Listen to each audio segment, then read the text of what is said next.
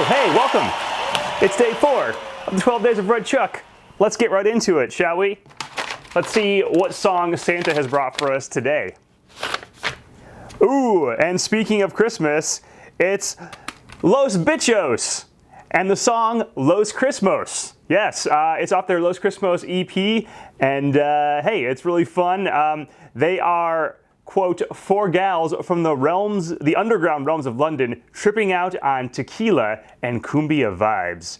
Very cool. Check it out. That'll be on the mix today, and you should definitely check out all the rest of their music on Bandcamp as well. All right, now we have a really good treat for you today. I spent some time over at Iron Shoe Distillery, hanging out with Howard, learning a little bit about the distilling process, and it was a lot of fun. Let's check it out now. All right, we're about to walk into Iron Shoe Distillery so I can help Howard out with some distilling and learn all about the process. Iron Shoe's known for great burgers in town, and they also make a bunch of their own local spirits. So here we are. Let's head inside. All right, so I'm standing here with Howard from Iron Shoe Distillery of Niles, Michigan, and we've been looking around a little bit at the distilling process, showing me a few things. I haven't been able to really play with anything, which is probably for the best for everyone involved, or taste anything, which is apparently part of the job.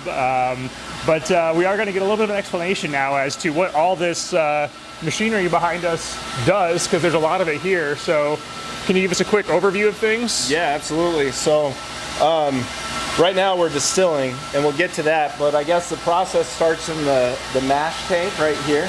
So all of our spirits we make here in-house. We don't bring any bulk spirits in from outside of the distillery, so it's a true grain to glass operation. Actually, all of our grain is grown in Niles. Nice. Been like 5-10 miles of the distillery, so that's pretty cool. Yeah. But we'll take the raw grains in the mash tank, we'll mix it with water, heat it up. What we're trying to do there is we're converting the starches in the grain to sugar so that we have something to ferment. So once we're done mashing it, then we'll put it in the fermentation tanks. We'll add yeast. Yeast eats the sugar, and the byproduct is alcohol. So essentially we're making beer at that point. All right. Once we ferment, then we'll put it into the still. And all distillation is we're heating up the wash. Alcohol has a lower boiling point than water. So when it heats up, the alcohol turns to a vapor first. The vapor goes up the column, which is happening right now. You can see it bubbling in that sight glass up there. And then it'll go over to the condenser over here, where we have cold water running through there. It condenses the vapor back into a liquid, and then it comes off as alcohol. So we double distill everything. The first run is just a stripping run, which is what we're doing here. We're just trying to get all the alcohol as we can out of the wash. We'll do 4 batches, 4 stripping runs, then we'll put it all back in to do our spirits run. So the spirits run is where we're separating the good alcohol from the bad alcohol. So you've heard of like the heads, hearts, and tails? Yeah. The heads is primarily made up of methanol, and that's the bad stuff. That's like what gives you the wicked hangover, wicked headache the next morning, or makes you go blind. I was just saying, okay, the blinding moonshine. Yeah, exactly. Right. So that's what we want to get rid of first. That has the lowest boiling point, so that's what's going to come out of the still first. Once we get through the heads, then we get to the hearts, and that's ethanol. That's the good alcohol. That's what we want to drink. All right. And then at the end of the hearts is what's called the tails, and that's not necessarily good or bad alcohol. It's just that the boiling point of those alcohol is closer to water, so it's bringing over more of like the oils and flavors of the wash.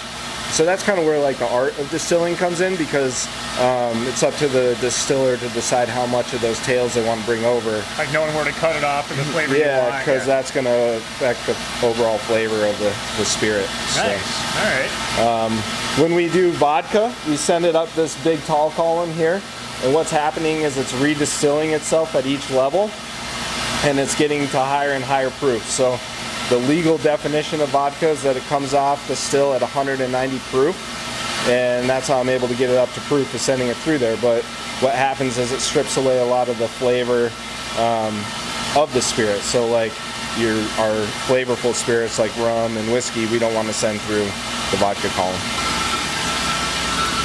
This is a 3-grain bourbon, so woo! It's,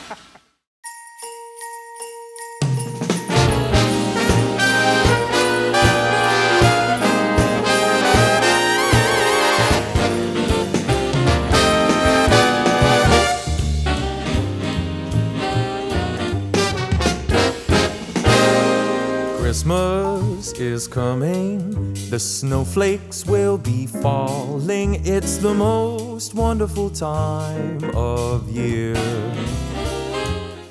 Well, thanks, Howard, for inviting us over. Is there anything else you wanted to say about Iron Shoe? Yeah, thanks for coming. I really appreciate it. In terms of Iron Shoe, you know, kind of just what we're all about. We just finished our big expansion, really, you know, trying to... Yeah, it's really cool upstairs. Thank you, I appreciate it. And, you know, just excited to be part of the Niles community. And we've worked really hard to establish ourselves here and invest in the community and our staff. And, you know, we're just having a lot of fun doing it. So Cool, awesome. Yeah. All right, well, thank you. Yeah, thank you. All right, thank you, Howard. Thank you, Iron Shoe Distillery. Be sure to head on over there and check them out. Get yourself a burger, try a drink, and have a good time. We'll see you tomorrow. Happy holidays.